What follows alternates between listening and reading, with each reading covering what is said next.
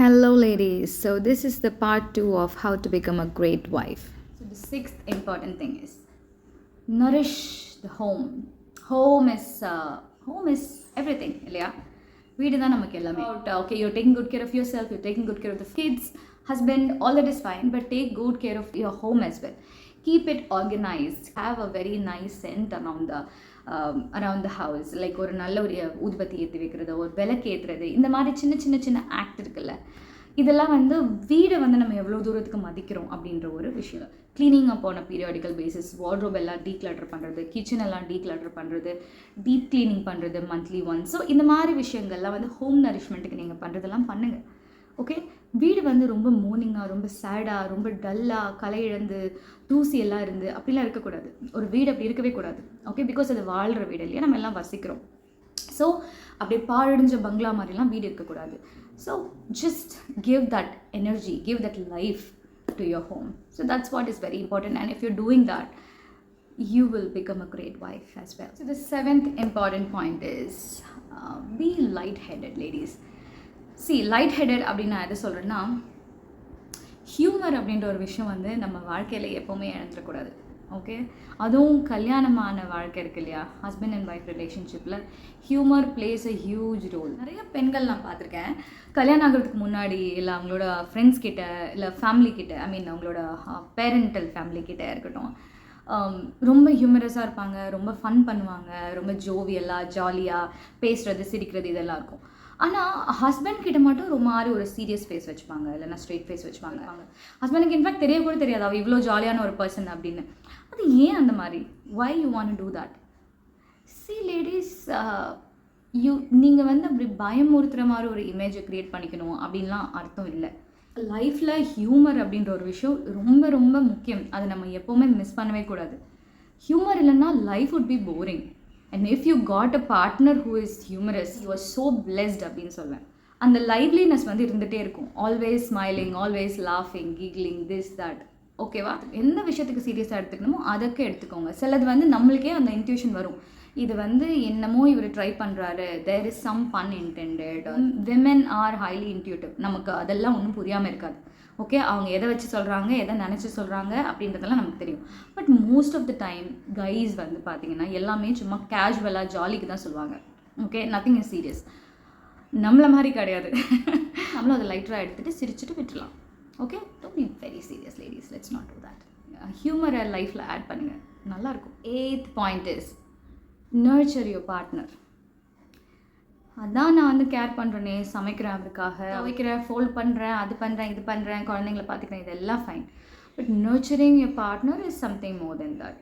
If they are mentally like feeling very low or down, அந்த மாதிரி நேரத்தில் மனசு விட்டு பேச வைங்க. அவங்க ஜென்ரலி ஆண்கள் அந்த மாதிரிலாம் மனசு விட்டுலாம் பேச மாட்டாங்க. ஓகேவா? அவங்களுக்கு எல்லா இஷ்யூவும் அதை அவங்களா பார்த்துப்பாங்க. ஓகேவா? But it's not that they don't prefer, it's most of the time it's like அது அவங்க சொல்ல ஆரம்பித்தா நம்ம அது வேறு மாதிரி ஆங்கிள் எடுத்து போய் திருச்சி கொண்டு போயிடுவோம். It's because for woman no, it's always about us. Okay, it's not about them. So அவங்க இஷ்யூவை இந்த வாட்டி நம்ம ஒரு லிசனராக இருந்து ஆக்டிவாக கவனிக்கணும்.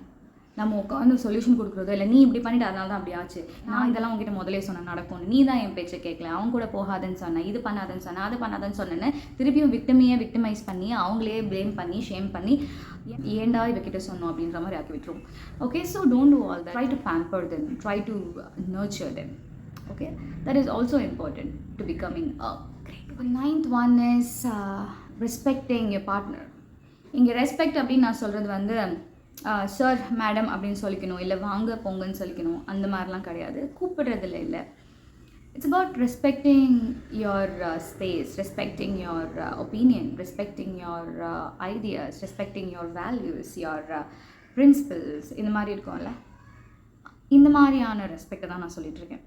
சரி, 2 பேர் ஒரு 2 டிஃப்ரெண்ட் ஹவுஸ் ஹோல்ட்லேருந்து வளர்ந்து வந்த 2 பேர் இல்லையா? ஸோ அவருக்கு வேறு மாதிரியான பிரிங்கிங், உங்களுக்கு வேறு மாதிரியான பிரிங்கிங் இருக்கும். அதெல்லாம் ஷேம் பண்ணிவிட்டு உங்கள் வீட்டில் சரியாக உங்களை வளர்க்கல, எங்கள் வீட்டோட ப்ராக்டிசஸ்லாம் தான் சூப்பர், உங்களுக்கு எதுவும் பெருசாக இல்லை. நிறைய பேருக்கு இந்த பொலிட்டிக்கல் வியூஸ் எல்லாம் கூட கொஞ்சம் வேரி ஆகும்.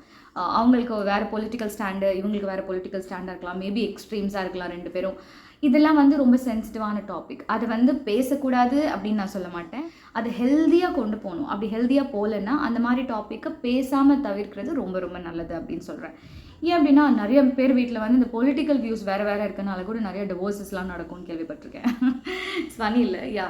ஸோ அதனால you should know each other and respect there opinion. அதுதான் சொல்கிறேன்.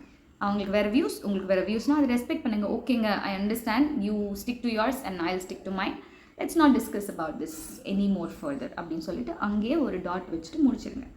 ஓகே, அதை வள ட்ரிகர் பண்ணி ரொம்ப ஆர்குமெண்டேட்டிவாக கொண்டு போய் அந்த டிஸ்கஷனையே ரொம்ப பிட்டராக மாற்றி நீ பெரியாளா நான் பெரியாளா, நீ சரியா நான் சரியா, இந்த அளவுக்கெல்லாம் தேவையில்லை. C, life is not a debate show. You both should win to win in life. அதனால விட்டு கொடுத்து போங்க. சில விஷயத்தெல்லாம் try to just give them their space. Okay, and the important thing is be an active listener. Listening வந்து கல்யாண வாழ்க்கையில் ஒரு அடிப்படையான விஷயம் லேடிஸ். பெரும்பாலான லேடிஸ் நீங்கள் பார்த்தீங்கன்னா they are not good in listening.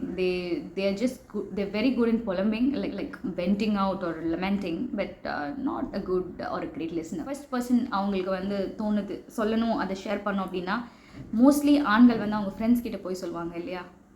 அந்த ஃப்ரெண்டே நீங்களாக இருந்தால் definitely heel come to you, right? N wife கிட்டே இது சொன்னால் தான் என் மனசு நிம்மதியாக இருக்கும், அவகிட்ட இதை ஷேர் பண்ணால் தான் என் பாரம் குறைஞ்சமாக இருக்கும், அவகிட்ட இது சொல்லும்போது அவள் ஒரு பெட்டர் கிளாரிட்டி எனக்கு தருவா, இந்த மாதிரிலாம் இருக்கும் இல்லை? ஸோ அதுக்கு நீங்கள் என்ன பண்ணணும்னா, you have to be a great listener. ஆக்டிவாக லிசன் பண்ணுங்கள். ஜென்ரலி நமக்கு வந்து அவங்க ஏதாவது ஒரு சொல்யூஷன் கொடுக்கறதுக்காக வந்தாங்க அப்படின்னா நமக்கு கடுப்பாகும். நான் அவங்களுக்கு லிசன் மட்டும் தான் பண்ண சொன்னேன், நான் புலம்பலை கேளுங்க அவ்வளோதான் அப்படின்னு நினைப்போம் இல்லையா? ஆனால் அவங்களுக்கு அப்படி கிடையாது. You can also give your inputs to them. Okay, again it's subjective. ஒருத்தருக்கு ஒரு மாதிரி. உங்கள் ஹஸ்பண்ட் என்னென்னு உங்களுக்கு தான் தெரியும். But be a good listener. He will always come to you in the first place. Okay, that's all ladies. இந்த video உங்களுக்கு பிடிச்சிருக்கோம் நம்புறேன். இதே மாதிரியான இன்ட்ரெஸ்டிங்கான இன்ஃபர்மேட்டிவான வீடியோவோட உங்கள் எல்லாரையும் சந்திக்கிறேன். Until then, it's me, Preetha, signing off. Bye.